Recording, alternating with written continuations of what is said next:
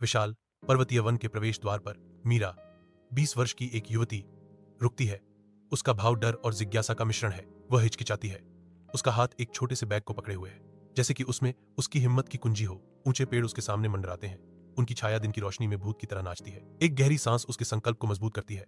हालांकि डर एक स्पष्ट उपस्थिति बना रहता है। अपनी जानी पहचानी दुनिया पर आखिरी नजर डालकर वह अज्ञात में आगे बढ़ती है। जंगल उसे पूरी तरह निगल जाता है। केवल सरसराहट वाली पत्तियां ही उसके गुजरने की फुसफुसाहट छोड़ जाती हैं। घने जंगल के हृदय में मीरा अज्ञात में गहराई तक जाती है, जहां ऊपर चंदवा में सूरज की रोशनी प्रवेश करने के लिए संघर्ष करती है। ऊंचे पेड़ लंबी छाया डालते हैं, मीरा को एक अजीब शाम में लपेटते हुए। अचानक भीम की विशाल आकृति घने पत्तों से निकलती है, मीरा का रास्ता रोकती है और उसे डर से भर देती है। मीरा विशाल जानवर के अचानक प्रकट होने से स्तब्ध होकर कांपती है। जंगल के हृदय में भीम मीरा के पास जाता है, जो घने पत्तों के बीच एक विशाल आकृति है। आक्रामकता के बजाय भीम मीरा के हाथ को धीरे से चाटता है, जो कोमलता का एक आश्चर्यजनक कार्य है। मीरा समझती है भीम का कोई नुकसान करने का इरादा नहीं है।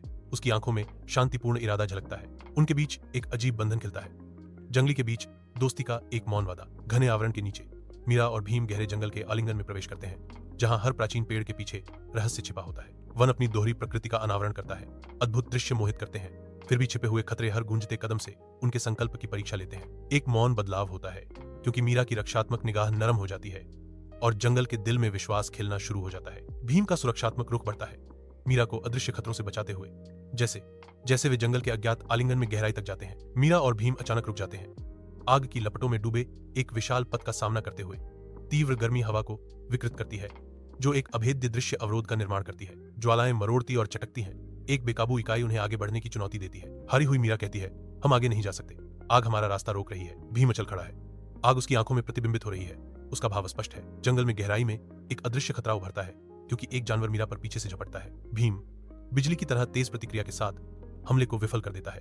एक भयंकर दहाड़ के साथ खतरनाक प्राणी को दूर भगाता है। मीरा विस्मय से देखती है, जैसे भीम की बहादुरी घने जंगल में चमकती है। वह भीम के साहस से बहुत प्रभावित है। जैसे जैसे शाम ढलती है, मीरा वन के किनारे पर खड़ी है, जो फीकी रोशनी के खिलाफ एक सिलहूट है। भीम उसके बगल में खड़ा है, अज्ञात का सामना करने के लिए तैयार है।